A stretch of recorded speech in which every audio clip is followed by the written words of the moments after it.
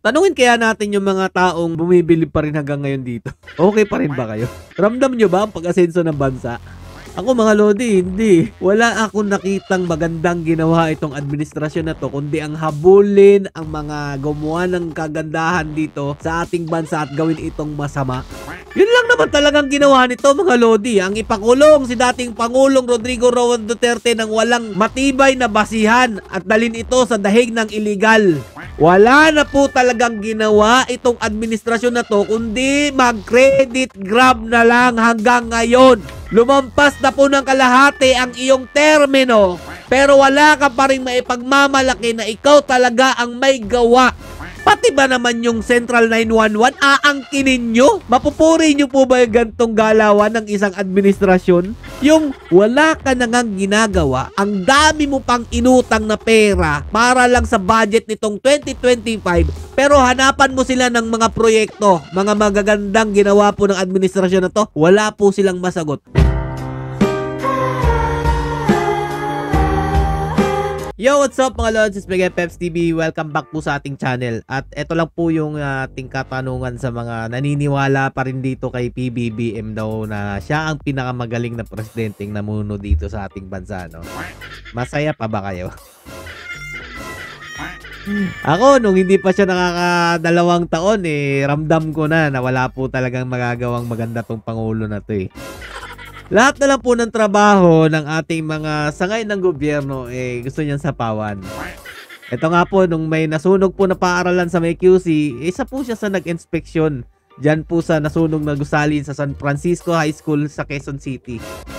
Inutos daw po ng Pangulo na agad simulan ang pagpapatayo ng bagong gusali na paaralan. Pina-upgrade niya ang electrical system ng mga lumang paaralan para maiwasan ang ganitong insidente. Okay, bravo, bravo. Tutok na tutok po ang ating Pangulo sa mga nangyayaring hindi maganda sa ating bansa. Trabaho mo pa ba yan? O gusto mo lang bawiin yung nawalang trust rating ng taong bayan sa mga nangyayari ngayon? Ako hindi na sana muna ako magbablog mga idol o magbibigay komento about sa politika dahil masama po ang aking pakiramdam, nagpapahinga po tayo. Pero yung mga gantong balita na nakikita po natin, hindi po natin matiis na hindi magkomento eh. So meron pa nagsabi mga idol na edited ba daw to? Hindi. Tas ito naman po yung isa, pinagtanggol niya pa at pinangalandakan na hindi daw po yan edited at si Bongbong Marcos Jr. nga daw po talaga ang nandyan po na sa larawan na ito nga daw pong page ni Atty. Larry Gadon 2022. Ayan, ang alawade ha, tingnan nyo. Hindi naman po talaga edited yan. O, ito yung video, pinagmalaki pa. Anong edited? Kanonood nyo yan ng AI videos, hindi nyo na alam ang totoo sa hindi. O, sige, pagbigyan natin. O, ito.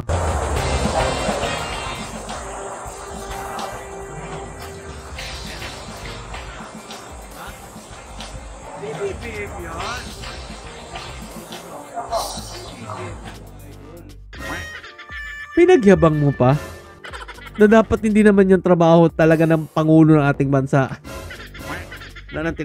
Nakikita nyo si PRRD, bumibisita lang po yan sa mga lugar ng mga nasalanta ng bagyo, yung grabe po talaga. Pero yung mga ganito mga idol, para sa akin ordinaryong sitwasyon lang po ito.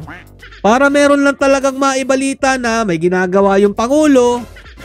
Kung gusto mo naman pala tulungan ang mga ganyang klaseng mga pangyayari, yung nasunugan ng eskwelahan, PBBM, bigyan mo ng 100 million o billion ba para magkaroon agad sila ng bagong paaralan.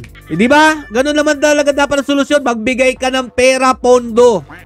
Hindi yung mamanduhan mo pa kung ano mang gagawin dito.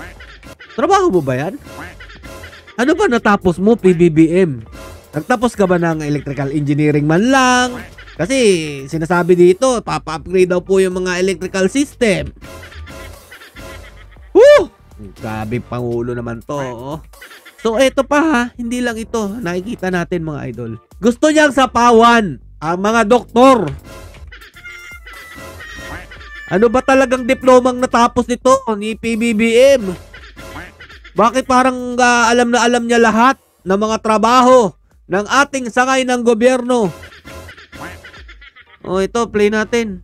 Ngayon, ang saan ang gagaling, bakit tumataas ang ating problema sa chronic kidney disease? Oh, saan daw gagaling mga lodi? Grabe tong Pangulo na to. Komedyante. Woo! Ito, ang pinagagalingan nito ay diabetes.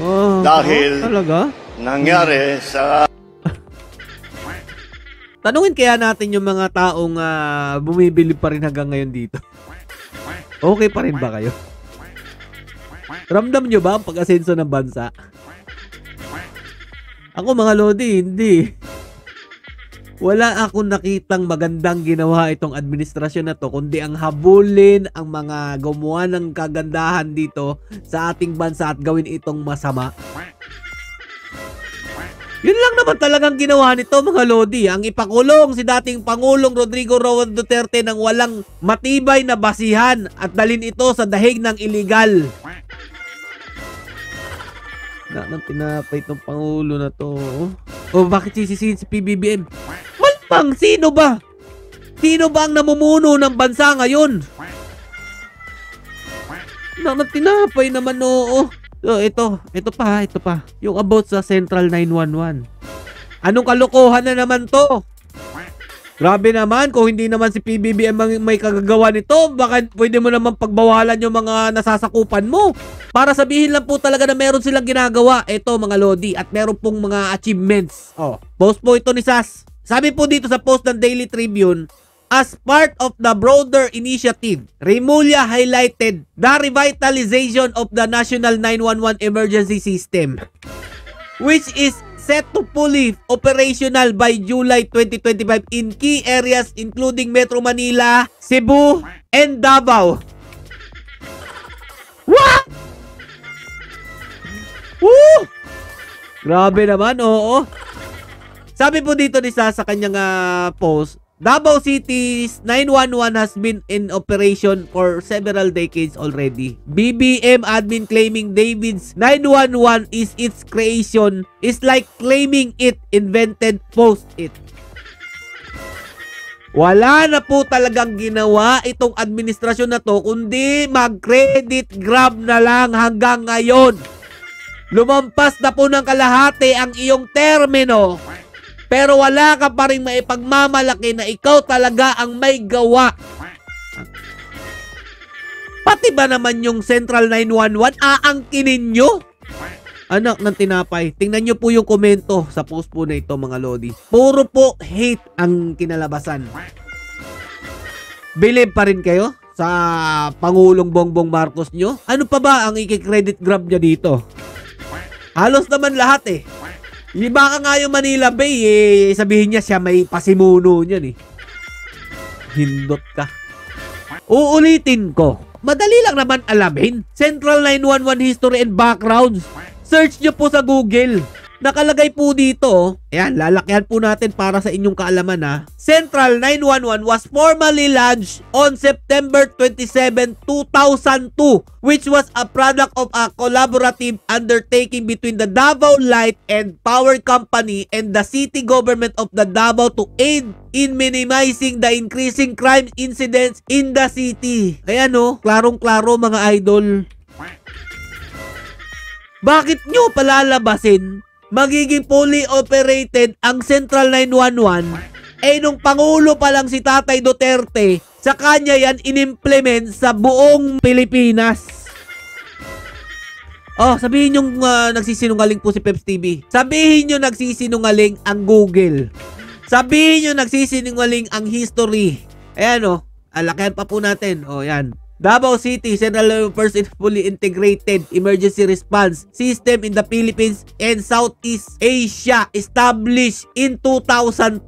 It originated from a 1997 partnership between the city government of Davao and the Davao Light and Power Company, focusing on the street lighting to combat rising crime rate, which then evolved into the comprehensive emergency response system. Yan po talaga ang totoo niyan. Basahin yung mabuti mga lodi para hindi naman tayo nagmumukhang syunga dito. na itong pinapalabas nila Remulla, mga Lodi, parang ang dating na sila po ang umaangkin nitong Central 911. National 911 Emergency. Anak ng tinapay naman, oo, kailan ba tayo matatauhan dito sa administrasyon na to? Alam niyo yun mga Lodi, yung kahit anong pilit mong intindihin ang mga ginagawa nitong administrasyon na to, wala talaga mga Lodi, ang hirap pong intindihin. Kahit sabihin nyo pang bulag kami, pipi kami, bingi kami, mga DDS kami, DD shit. Tingnan nyo naman ang ginagawa. Mapupuri nyo po ba yung gantong galawan ng isang administrasyon? Yung wala ka na ngang ginagawa, ang dami mo pang inutang na pera para lang sa budget nitong 2025, pero mga Lodi, wala pong napupuntahan o walang napapatunguhan. Tanungin nyo pa po mga Lodi kung saan po napupunta ang mga iniiyak po nilang confidential funds. Ito po ni Bongbong Marcos Jr., hindi po nila yan sasagutin, pero kapag si BP Sara Duterte, ala, impeach yan. Okay pa ba tayo, Pilipinas? Hanggang kailan tayo magtitiis dito? Wala naman po talaga tayong makikitang proyekto na ginawa po ni Bongbong Marcos Jr. Yung pinagyayabang pa po niya na meron daw po tayong tren sa ilalim ng lupa. Panahon ba po ni Tatay Duterte hinuhukay yan? Ayoko na mga Lodi. Parang ang hirap nitong intindihin nitong administrasyon na to. Kaya nga ako sobrang natatawa dito sa mga sumusuporta pa rin kay Bongbong Marcos Jr. Kahit klarong-klaro na binibilog lang ang ulo nila. Wala! Maikipagpatayan pa rin po para lang mapagtanggol si Bongbong Marcos Jr. Tapos sasabihin nila, bumaliktad daw ako. Mga unggoy. Kung matagal na kayo dito sa aking pagko-content about sa politika, dapat alam nyo yan, na kapag meron akong ayaw na politiko, kahit na sinuportahan ko pa yan nung umpisa, talagang tutuligsain ko yan. Lalo na ang ginawa nila sa mga Duterte. Sino ba namang hindi maiinis mga Lodi? Kahit grabing pagtitimpi ko noong ginawa nila kay BP Sara Duterte, hindi ako nagsasalita. Pero klarong-klaro naman na pinag-iinitan ng mga Duterte, syempre aalma na tayo dyan. Hindi na pagtatrabaho sa bayan ang ginagawa nitong administrasyon. Paninira na po sa pangalan ng Duterte ang trabaho nila. Pero hanapan mo sila ng mga proyekto, mga magagandang ginawa po ng administrasyon na to, wala po silang masagot. Puro pang-aangkin lang po na ginawa po ni dating Pangulong Rodrigo Roa Duterte ang kanilang ginagawa dito mga Lodi. Puro lang po mga proyekto ni Tatay Duterte ang kanilang iniinagurahan, inaangkin, pinagmamalaki. Napakalaki po ng utang ng bansa natin pero wala po silang ginawa mga Lodi. Kayo na bahala mga Lodi kung mali ako o tama ba kayo. Ito po talaga ganito po talaga ang politika. Marami rin po talagang tanga mga supporters na hanggang ngayon hindi pa rin po nakikita ang kasamaan nitong administrasyon na to. Hanggang dito lang po muna mga Lodi. Stay safe and God bless you all. Duterte lang po talaga ang malakas.